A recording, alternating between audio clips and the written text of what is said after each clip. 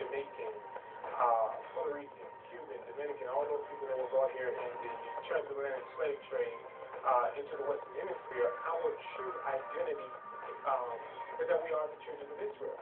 We are those Israelites that are mentioned from the book of Genesis to the book of Revelation. See, the game that has been played on us, and this is even prophecy as it goes into how we lost our identity, is this. Our slave masters devised an elaborate scheme. In this scheme, they devised a plan that would keep us docile, that would keep us ignorant of the truth of who we are for centuries.